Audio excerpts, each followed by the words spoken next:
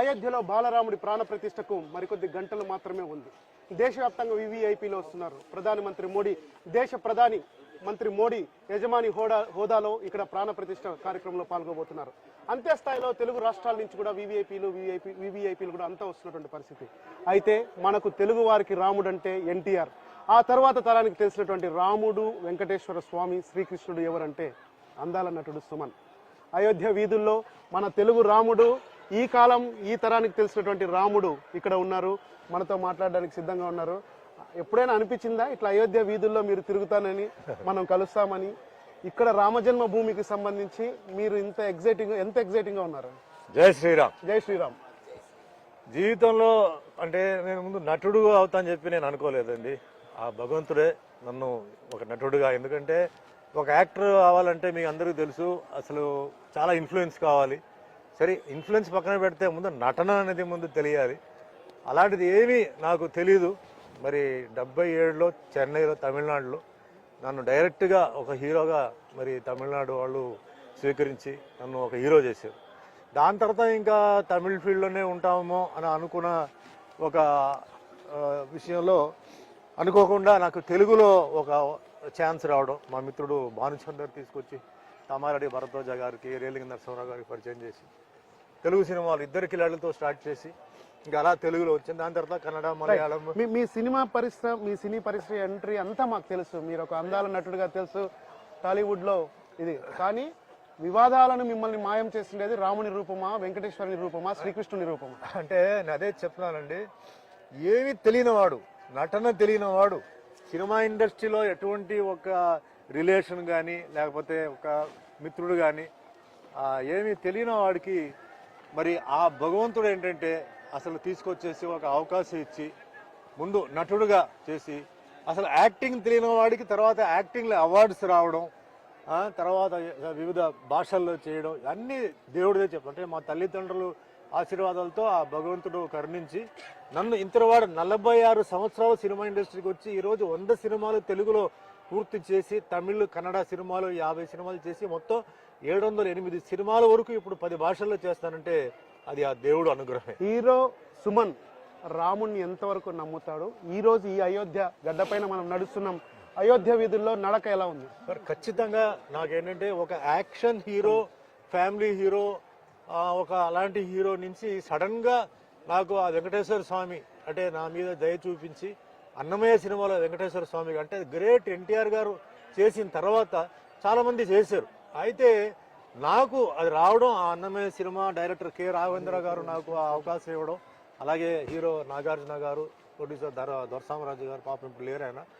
నేనేదో అంటే ఎందుకో తెలీదు, ముందు వద్దు నేను ఫీల్ అయితే మరి ఆ భగవంతుడు బలవంతంగా ఆ సినిమా నాతో చేయించి, అసలు president of India Shankar Dayal Sharma గారు చూసి నా పక్కనే ఆయన కూర్చొని సినిమా చూసే భాగ్యం ఆ భగవంతుడు ఇచ్చారు. దీని తర్వాత ఇంకా భగవంతుడు ఉన్నారా లేరా దీనికి ఇంకా నాకు ఏం చెప్పాలి. శ్రీరామదాస్ గురించి మళ్ళీ మాట్లాడదాం. ఇప్పుడు అయోధ్యలో ఉన్నాం. ప్రతి ఒక్క భారతీయుడి కళ అయోధ్య రామ జన్మభూమి. ఈ కార్యక్రమంలో రేపు మరికొద్ది గంటల్లో మీరు కూడా హాజరు కాబోతున్నారు. ఎలా అనిపిస్తుంది? పేపర్లు చదువుతారు, సినిమా నటులు మొత్తం పొలిటికల్గా ఫాలో అవుతారు, ఆ తర్వాత జరుగుతున్నటువంటి డెవలప్మెంట్స్ అన్ని కూడా అబ్జర్వ్ చేస్తారు. ఎలా ఫీల్ అవుతున్నారు? ఈ రామ జన్మభూమి జరుగుతుంది అయోధ్య రామాలయంలో రాముని ప్రతిష్ఠ అనుకున్నారా? ఎంతో మంది ప్రధానమంత్రులు వచ్చారు, ఎంతో మంది ఏదేదో ఒక అంటే స్టేట్మెంట్ ఇచ్చారు, అంటే భారతదేశం గురించి ఏమేమో చేద్దాం అది అన్నారు. కానీ మరి ఈ ఒక్క విషయంలో నిజంగా ప్రధానమంత్రి గారు నరేంద్ర మోడీ గారికి నేను నమస్కరిస్తున్నాను. ఎందుకంటే ప్రతి హిందూ అసలు ఈ విషయం మటుకు మర్చిపోకూడదు. ఎన్నో ఎలక్షన్స్కి ఏంటంటే మేము అది చేస్తాం, ఇది చేస్తాం, అది చేస్తాం అని చెప్పారు తప్ప ఈ ఒక సమస్య, ఈ విషయాన్ని కూర్చొని నేను చెయ్యాలి, if there is a will there is a way అంటారు. అది మన మోడీ గారు కూర్చొని ఆయన గట్టిగా ప్రయత్నం చేసి మరి వాళ్ళకు కూడా ఏంటంటే ఎటువంటి ఇబ్బంది ఇవ్వకుండా వాళ్ళు కూడా న్యాయం చేసి మన భారతీయులు, ముఖ్యంగా మన హిందువులు అందరికీ అసలు ఎప్పటి నుంచో ఈ ఒక డిస్కషన్ గురించి ఒక క్లారిటీ ఇచ్చిన నరేంద్ర మోడీ గారిని మనం ఎప్పుడు మర్చిపోకూడదు. మన భారతదేశానికి, ప్రపంచం మొత్తం ఏంటంటే భారతదేశానికి రేపు ఈ అయోధ్య మందిరం అనేది ఒక పెద్ద ల్యాండ్ మార్క్ అవబోతుంది, పెద్ద టూరిస్ట్ స్పాట్ అవుతుంది. ఇది అసలు ప్రపంచంలోనే అంటే ఏంటంటే ఇంత అద్భుతమైన ఒక గుడి అంటే దీనికి చేయడానికి అంటే మొత్తం భారతదేశం కాశ్మీర్ టు కన్యాకుమారి వరకు అందరూ దీంట్లో ఏంటంటే వాళ్ళ కాంట్రిబ్యూషన్స్ వాళ్ళు ఇచ్చారు. అసలు ఈ ఒక్క మందిరాన్ని అసలు అది ఉన్నత స్థాయికి తీసుకెళ్లి దాన్ని అద్భుతంగా అంటే వరల్డ్ లోనే ఇది ఒక ఫేమస్ టెంపుల్ అవ్వాలని చెప్పి చేశారు. వాళ్ళందరికీ నేను తల వంచి నేను నమస్కారం పెడతాను. బాలరాముడి విగ్రహం నల్ల శిలతో కృష్ణశిలతో ఉన్నటువంటి విగ్రహం బయటకు వచ్చింది, చూసారా? అంటే ఫోటోలు అవన్నీ చూసారా? ఎలా అనిపించింది? ఎందుకంటే చాలా అంటే ఇది ముఖ్యంగా కర్ణాటక నుంచి ఎవరో మైసూర్ నుంచి చేశారు. మా కర్ణాటక కాదు, అందరూ మా భారతీయులు అందరూ ఒకటే. అంటే అది అదే అంటే కాదు, ఆ అదృష్టం ఆయనకు వచ్చింది. చూడండి దేవుడి విషయంలో ఇప్పుడు నేను దేవుడి పాత్ర చేస్తున్నాను అంటే ఆ అదృష్టం ఎంతో మంది ఉన్నారు. నాకన్నా అందమైన వాళ్ళు ఉన్నారు, నాకన్నా మంచి టాలెంట్ ఉన్న వాళ్ళు అందరూ ఉన్నారు. అయినా ఆ ఒక అవకాశం నాకు రావడం మరి రాములు వారు ఆశీర్వాదం ఉండబట్టే నాకు అది వచ్చింది. అసలు రామారావు గారు ఎలా చేశారో నాకు తెలియదు, కానీ ఆయన్ని ఫాలో చేసుకొని ఆ రూపం కానీ అసలు ఇది కానీ నేను అలా చేయడం జరిగింది. ప్రజలందరికీ నచ్చింది, ముఖ్యంగా అన్ని సన్నివేశాలన్నీ నచ్చింది. సో అట్లా నాకేంటంటే రాములు వారు ఆశీర్వాదం ఎట్లా వెంకటేశ్వర స్వామిది ఉందో రాముల వారు ఆశీర్వాదం ఉండబట్టే ఈ రోజు నేను ఇక్కడికి వచ్చాను. అంటే నేను ఇక్కడికి రావడానికి ముందుగా నాకు మెయిన్గా హెల్ప్ చేసింది నా మిత్రుడు తిరుమల బ్యాంక్ చైర్మన్ చంద్రశేఖర్ గారు. మొత్తం ఆయనే అంటే టికెట్లు బుక్ చేసి మీరు రావాలని చెప్పి పాప అన్ని చేశారు. మనసులో మట్టికి నేను ఒకటే అనుకున్నాను, రావాలని తలరాత్రిలో రాసి ఉంటేనే అది రావడానికి అవుతుందా లేదా, మధ్యలో ఎటువంటి ఏదైనా ఇబ్బంది వస్తుందా చెప్పి అనుకున్నాను. కానీ ఆ రాములు వారు ఆశీర్వాదంతో ఈ రోజు నేను ఇక్కడ ఉన్నానంటే అది ముఖ్యంగా మన చంద్రశేఖర్ గారు, అలాగే మిత్రుడు హరి గారు, శ్రీనివాస్ గారు అందరూ వచ్చినారు. మేము అంటే ఎందుకు చెప్తానంటే చూడండి ప్రపంచంలో ఎంతో మంది ఉన్నారు, మనం ఎందుకు కొందరిని కలుస్తా ఉంటే దానికి ఒక అర్థం ఉంది. There is a meaning in meeting some people. ఊరికే it is not an accident or an incident. That is what I am saying. మీరు అయోధ్యకు కూడా వచ్చారు ఫస్ట్ టైం. ఇక్కడ ప్రాచీన శ్రీ రాజద్వార్ మందిర్ అయోధ్య. ఇది గతంలో ఇక్కడ ఉన్నటువంటి రాజులు కానీ వారంతా కూడా ఇక్కడ ఉన్నప్పుడు రామ మందిరానికి వెళ్ళి మళ్ళా తర్వాత ఇక్కడ దర్శనం చేసుకోవడానికి చాలా పాపులర్ అయినటువంటి. ఇప్పుడు మనం అయోధ్య వీధుల్లో నడుస్తున్నాం. ఈరోజు సుమన్ ఎప్పుడైనా కానీ రాముని పాత్ర పోషించినటువంటి సుమన్ రామదాసులు ఇప్పుడు అయోధ్య నడుస్తుంది అంటే మొత్తం అన్ని రామదాస్ సినిమాలో పాటలే వస్తున్నాడు, అంతా రామమయం. మీరు ఎప్పుడైనా కలగన్నారా అయోధ్యలో పార్టిసిపేట్ అవుతాను అని? అస్సలు నేను 100% నేను కళలో కూడా అయోధ్య గుడి గురించి చూస్తున్నాం వింటున్నాం, కానీ నేను కళలో కూడా నేను అయోధ్యకు వస్తున్నాను. ఈ అయోధ్య ఈ రామ మందిరం అదే ఈ ప్రతిష్ట దీన్ని నేను అవకాశం వస్తుంది అనుకోలేదు. భగవంతుడు శ్రీరాములు వారు ఏంటంటే మా మిత్రుడు చంద్రశేఖర్కి ఆ ఆర్డర్ ఇచ్చి నువ్వు చూసుకోరా అని చెప్పేసి ఆయన్ని పంపించి ఈరోజు నేను లాస్ట్ వరకు ఈరోజు ఏం జరిగినా లాస్ట్ వరకు ఏంటంటే ఆ రాములు వారు ఒక సైడ్ అయితే నాకు నా మిత్రుడు చంద్రశేఖర్ గారు నాకు ఒక రాములు ఆయనే అసలు వచ్చి నాకు హనుమంతు గారు లాగా వచ్చి ఆయన నన్ను తీసుకొచ్చినట్టు నేను ఫీల్ అవుతున్నాను. రామదాసు సినిమా తలుచుకుంటే రాఘవేంద్రరావు, నాగార్జున, తర్వాత హీరో సుమన్ గారు. అంతకుముందు అన్నమయ్య సూపర్ హిట్ తర్వాత రామదాసు కాంబినేషన్ వస్తుందంటే మిన్నం ఇంకా చేయను నేను, ఇంకా ఇలాంటి పాత్రలు చాలా కఠినంగా ఉండాలి, ఏదైనా పాత్ర చేస్తే శరీరంతో పాటు మనసును కూడా లగ్నం చేయాలని చెప్పి అంటారు. నిజంగా సినీ నటులకి అన్నీ ఉంటాయి అలవాట్లు. ఆ తర్వాత సినీ నటులు అంటే ఒక రకమైనటువంటి ఇది ఉంది. నిజంగానే మీరు కఠిన నియమాలు పాటిస్తారా? ఏంటి సినిమా వాళ్ళకి అన్ని అలవాట్లు ఉంటాయి, వేరే మనుషులకి అలవాట్లు ఉండదేంటి? మనుషులు పుట్టిన తర్వాత అందరికీ అన్ని అలవాట్లు ఉంటాయి. కానీ ఒక పాత్ర ఇలాంటి పాత్ర చేసినప్పుడు రామారావు గారు అంటే నేను విన్నది ఏంటంటే ఆయన నిష్టగా అంటే నేల మీద పడుకోవడం, వెజిటేరియన్ గా ఫ్యామిలీ లైఫ్ కు దూరంగా ఉండి తెల్లారుజాము 3 గంటలకి లేచి రెడీ అవడం విన్నాను. సో ఆయన దీని ప్రకారం నేను ఏం చేశానంటే అంటే అన్నమయ్య సినిమాకి 8 నెలలు నేల మీద పడుకొని వెజిటేరియన్ గా ఉంటూ ఫ్యామిలీ లైఫ్ దూరంగా ఉంటూ ఒక రూమ్ లో ఉంటూ చుట్టూ వెంకటేశ్వర స్వామి బొమ్మలు విగ్రహాలు పెట్టుకుని ఉన్నాను. అదే మాదిరిగా రాముల వారి క్యారెక్టర్, ఎందుకంటే రాముల వారికి బ్లూ కలర్ మేకప్, ఈ బ్లూ కలర్ మేకప్ అనేది నీల మేఘం అనేది చాలా ఇంపార్టెంట్. ఇది మిస్ అవ్వకూడదు. చాలా మంది అంటే ఏమన్నారంటే బ్లూ మేకప్ మీరు వేయగలుగుతారా, మరి అది మెయింటైన్ చేయాలి, అది ఉంటుందా పోతుందా అన్నారు. నేను భగవంతుని తలుచుకుంటే ఆ మేకప్ వేసుకుంటాను.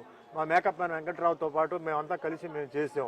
లాస్ట్ వరకు బ్రహ్మాండంగా బ్లూ కలర్ మేకప్, ఎందుకంటే రాముల వారు అంటే బ్లూ కలర్, ఆ బ్లూ కలర్ అలాగే ఉండిపోయింది. ఆ గెటప్ కూడా అద్భుతంగా అది వచ్చింది అనమాట. సో అంతా ఆ సినిమా క్యారెక్టర్ పెర్ఫార్మెన్స్ కానీ డైలాగులు కానీ అవన్నీ ఏంటంటే ఆ రాముల వారు అసలు ఆర్డర్తోనే జరిగింది. చాలా అద్భుతంగా ఆ గెటప్ కానీ ఇదన్నీ మొత్తం డైరెక్టర్ రాఘవేంద్ర గారు మరి ఆయన అద్భుతంగా ఆయన డైరెక్షన్తో ఆ పాత్ర, భార్గవి గారు డైలాగ్స్ చెప్పారు, కీరవాణి గారు మ్యూజిక్, ఇవన్నీ కాంబినేషన్తో నాకు అంత మంచి పేరు వచ్చింది అనమాట. రాముడిగా చేసేటప్పుడు నియమాలు ఏమైనా పాటించారా, తెలుసుకున్నారా రామచరిత్రకు రాముల విషయం అంటే నాకు దేవుడి విషయం నాకేంటంటే వెంకటేశ్వర స్వామి అన్నమయ్య సినిమా పాత్ర చేసిన తర్వాతనే చాలా విషయాలు, ఎందుకంటే గుడికి వెళ్తే కొంచెం అయ్యర్ వాళ్ళు ఉంటారు, వాళ్ళ దగ్గర అలాగే కొందరు స్కాలర్స్ పండిట్స్ ఉంటారు, వాళ్ళు వచ్చి నాకు చెప్పడం. అలాగే రాముల వారి విషయంలో కూడా ఏంటంటే ఏమేమి నియమాలు పాటించాలి, ఏమేమి చేయాలి, అలాగే ఆ సింపుల్ మంత్ర అంటే వాళ్ళు ఏం చెప్పారంటే మరీ పెద్ద మంత్రం వద్దండి, శ్రీరామ జయ రామ జయ జయ రామ, ఇది మీరు చెప్పండి, శ్రీరామ జయ రామ జయ జయ రామ, ఇది చెప్పుకొని పోండి. మీరు డైలాగులు అన్ని మీరు చెప్పేటప్పుడు ఇవన్నీ చెప్పుకొని పోండి అన్నారు. మనసులో రాములు ఎట్లా ఆంజనేయ స్వామి మనసులో ఎప్పుడు రాముల వారిని తలుచుకున్నారు, నేను కూడా అలాగే ఆంజనేయ స్వామిని, రాముల వారిని, సీతమ్మని తలుచుకొని ఆ పిక్చర్ షూటింగ్ నేను చేయడం జరిగింది అనమాట. మళ్ళా వెంకటేశ్వర స్వామిగా చేశారు, శ్రీరాముడిగా చేశారు, మళ్ళీ అవకాశాలు రాకనా లేకపోతే వద్దు ఇంకా దేవుణ్ణి బరువుగా మోయలేము మనము అన్నటువంటి ఆలోచన ఏమైనా వచ్చింది? లేదు. దాని తర్వాత శ్రీ సత్యనారాయణ స్వామి సినిమాలో సత్యనారాయణ వ్రతం అంటే ఏంటి, సత్యనారాయణ వ్రతం ఎందుకు చేయాలి, అసలు డబ్బున్న వాళ్ళే చేయగలుగుతారా, పేదవాళ్ళు చేయలేడు అని చెప్పి దానికి క్లారిఫై ఇచ్చి దాంట్లో 7 కథలు వస్తాయి. అంటే మనుషులు ఏంటంటే అన్ని రకమైన ఒక ఫీలింగ్స్ ఉంటాయి, వాటి గురించి చెప్పాను. నేనేం చెప్పానంటే చేసిన క్యారెక్టర్ని మళ్ళీ ఇంకోసారి చేసి అంటే ఏమి విషయం లేకుండా చేయకుండా నేను చేయను. వేరే పాత్రలు అంటే చాలా ఉన్నాయి. అంటే మన హిందూ దీని ప్రకారం చూసుకుంటే దేవుళ్ళు చాలా ఉన్నారు, ఎందుకంటే దీనికి చాలా శ్రమ ఉంది, దీనికి చాలా నియమాలు పాటించాలి, ఏది అంటే చెడు ఏమి జరగకూడదు, ఇలా చాలా జాగ్రత్తలు చూసుకోవాలి, చేసుకోవాలి. ఆ విధంగా నేనేం చెప్పింది ఏంటంటే చేసిన క్యారెక్టర్ మళ్ళీ రిపీట్ చేయకుండా ఫ్రెష్ క్యారెక్టర్స్ ఏదైనా ఉంటే నేను చేస్తానని చెప్పి ఇంకా చాలా దేవుడి పాత్రలు ఉన్నాయి, కానీ చేసే నిర్మాత దర్శకుడు కావాలి, అంత ఈజీ కాదు. అలాంటి వచ్చినప్పుడు తప్పకుండా చేస్తాను. 500 సంవత్సరాల తర్వాత శ్రీరాముడు 500 సంవత్సరాల తర్వాత శ్రీరాముడు ఇక్కడికి అయోధ్యకు వస్తున్నాడు. రేపు ప్రాణ ప్రతిష్ఠ జరుగుతుంది, శిలా విగ్రహ ప్రతిష్టాపన రేపు జరుగుతుంది. ఒక భారతీయుడిగా, నటుడుగా వదిలేయండి, ఎన్నో రాముడి పాత్రలుగా వదిలేశారు, భారతీయుడిగా ఎలాంటి ఎక్సైట్మెంట్ ఉంది? చాలా సంతోషం అండి, ఇది నిజంగా ఇట్స్ ప్రైడ్ ఆఫ్ ఇండియా.